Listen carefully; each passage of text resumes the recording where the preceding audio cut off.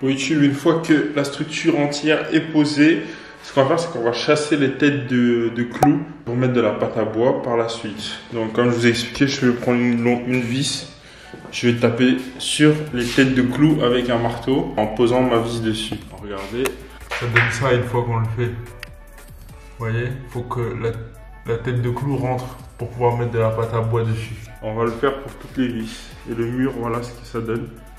Je trouve que c'est stylé, c'est pas trop chargé et ça donne un côté vraiment design. Donc let's go pour chasser les têtes de clous. Bon, c'est fait, j'ai chassé toutes les têtes de clous. Donc là on va préparer notre pâte à bois. C'est comment elle s'appelle, la tout près? Ouais, effectivement c'est la tout près. Donc une dose d'eau pour 3 doses de poudre il faut mettre. Ça se ponce au bout de 3 heures. Donc là, une dose pour 3 doses de poudre. Donc let's go. Je mélange ça et on va fermer les trous. Du coup, j'ai fait un petit tas comme ça sur le carton et je vais mélanger tranquillement. Voilà, quand vous avez une pâte bien homogène comme ça, on va pouvoir l'appliquer sur les murs. Enfin, sur nos tasseaux. Donc je vais en prendre un peu pour vous montrer. C'est tout simple. On prend un peu comme ça.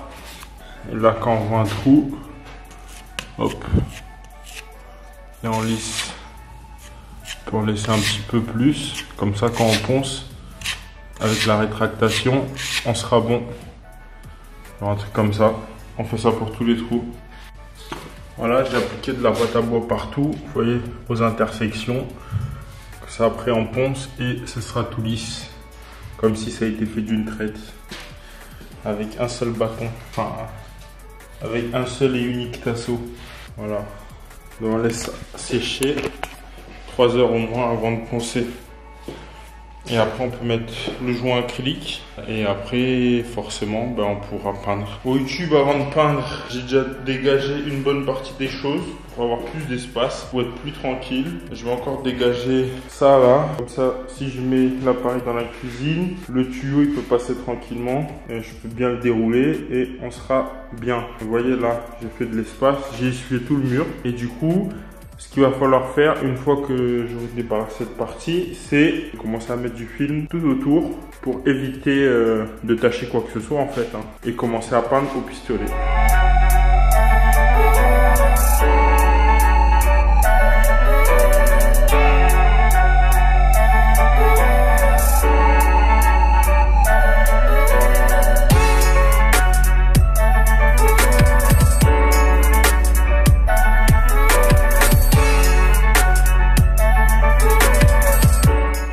YouTube, j'ai fini de tout calfeutrer, tout est bon, tout est clean. On va pouvoir commencer à mettre la sous-couche. Ça a pris du temps en tout cas, donc vraiment quand vous utilisez un pistolet à peinture, c'est ce qui est le plus long. Donc ce que j'ai décidé de faire, c'est là ici d'installer la machine dans la cuisine. Comme ça là le tuyau il peut aller librement jusqu'à là. Je pulvérise tout, hop je nettoie. Et vous voyez, j'ai vraiment tout protégé, double protection là. Il y a le plastique au plafond, partout. Hop, hop, hop, on revient. Tac. Donc, let's go. Je vais vous mettre ça en accéléré. Et voilà.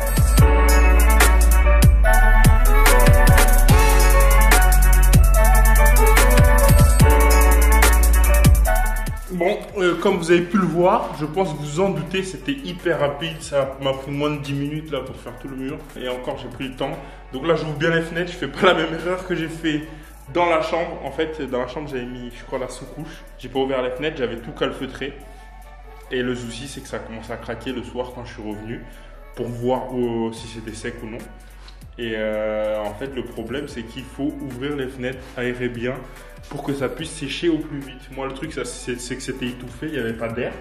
Du coup, forcément, l'accumulation d'humidité a fait que ça a craqué à certains endroits. Bon, heureusement, c'était pas en plein d'endroits et c'était des petits endroits cachés.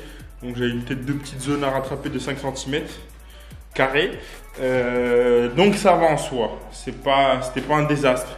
Mais voilà, si vous avez une pièce et tout commence à craquer sur le mur, là, ça peut être vraiment la merde. Parce que si vous avez passé du temps à mettre l'enduit et tout, ben là, il va falloir recommencer dans toutes ces zones-là. Ce qui est chiant, donc il faut gratter, réenduire, mettre la sous-couche. Bon, heureusement, j'étais passé quelques heures après. J'ai pas laissé toute la nuit reposer, sinon je pense que ça aurait craqué de partout. Donc voilà, là il faut bien aérer et on revient plus tard. Bah, c'est 6 heures d'attente en fait, jusque pour faire la prochaine couche. Donc en fait là je peux rien faire aujourd'hui. Donc voilà, on se retrouve prochainement pour la partie peinture. Peace. Bon, ce qui est cool, c'est que ça sèche. Putain de merde, la langue fourchue. Ça sèche très vite en fait. Enfin, déjà à l'aspect. Vous voyez là c'est brillant un peu, mais vous voyez toutes les parties mates là c'est déjà sec en fait. Donc ça c'est cool. Éventuellement je vais mettre une petite couche ici là, vous voyez, sur la tranche. Parce que j'ai pas mis de peinture ici, enfin de sous-couche. Là non plus. Donc peut-être passer un coup sur la tranche là. Sinon ça m'a l'air pas mal.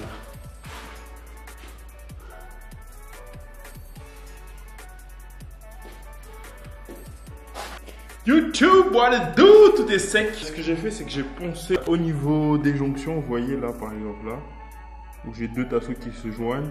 Parce que des fois, il y a des bourrelets pour que ce soit bien lisse. J'ai tout essuyé après. Et j'ai apprêté la cuisine. Donc, j'ai dégagé la machine. Vous voyez, le sol est préparé. J'ai tout bâché ici. Hop, hop, hop, hop, hop. De partout. Pour pouvoir peindre ce mur-là de la même couleur en bleu. Le bleu pan que j'ai choisi pour mon mur d'ambiance au salon. Donc, ce qu'on va faire, c'est qu'on va tout peindre tout simplement. Donc, j'ai tout bâché, tout est bien protégé, il y a l'aération qui est ouverte. Maintenant, il n'y a plus qu'à mélanger la peinture et l'appliquer. Vu qu'hier, j'ai nettoyé tout le système, j'ai pas de peinture blanche qui est bloquée dedans, je sais pas quoi. Donc, veillez à bien nettoyer votre pistolet à peinture, votre airless. Après utilisation, pour éviter que la peinture sèche ou je ne sais quoi. J'ai vidé l'eau qui était dans le tuyau. Comme ça, en fait, directement, ce qui sort, c'est ma peinture. J'ai pas à avoir une espèce de peinture diluée ou je sais pas quoi. Donc, je vais pas perdre de peinture. Directement, je pourrai pulvériser et ça sera bon. Donc, let's go!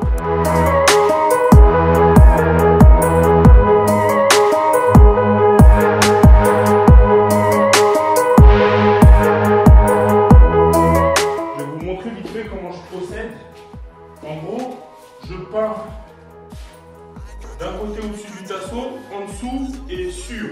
Je commence par les tassons en fait déjà. Donc lui par exemple, ici, là, ça se voit. Je vais essayer de rapprocher. On va prendre ce tasseau ici là. Vous voyez, je vais commencer par le peindre d'un coup, mouvement régulier. 2 fois là. Hop. Maintenant je le fais par en dessous. Hop là. Là il est peint. Et maintenant je fais la zone ici.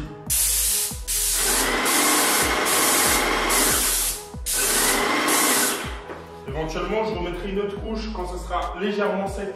Vu que c'est un pistolet airless, ben, je peux me permettre en fait de remettre de la peinture quand c'est sec un peu. Comme ça les zones qui sont un peu blanches là, ben, je vais les rendre de la bonne couleur.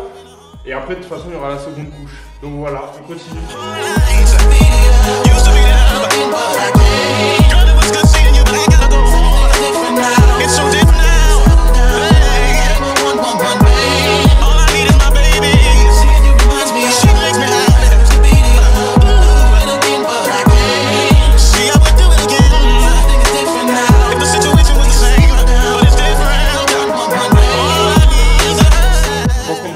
Je me suis arrêté pour essuyer parce qu'en fait j'avais de la peinture un peu sur le mur.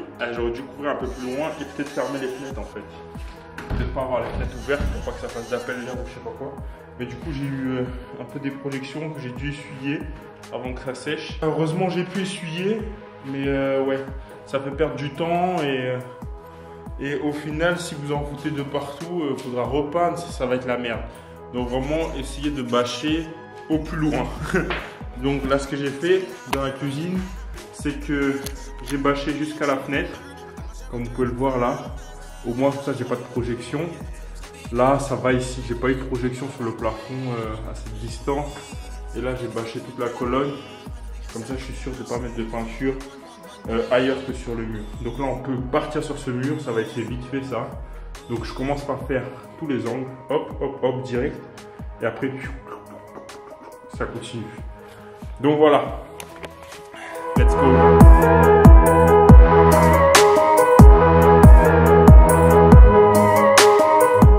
YouTube, fini, la couleur a bien pris. Là, je vais vous montrer ça tout de suite. Vous voyez, ça donne quelque chose comme ça. C'est une très belle couleur, je trouve. Et puis mat un petit peu. Pareil dans le salon. Je trouve qu'elle est magnifique, la couleur.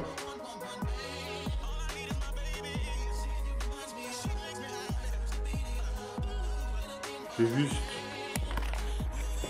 quelques retouches à effectuer sur la partie haute. Donc j'ai déjà mis de l'enduit parce qu'au moment de décoller le scotch, il y a de la peinture qui a sauté sur le plafond. Je pense c'est parce que j'ai trop dilué la toute première peinture que j'ai fait, la peinture blanche que j'ai fait au début, quand je savais pas trop utiliser le pistolet à peinture et que au niveau des ratios ça fonctionnait pas trop parce que ça, en fait, ça envoyait des gouttelettes.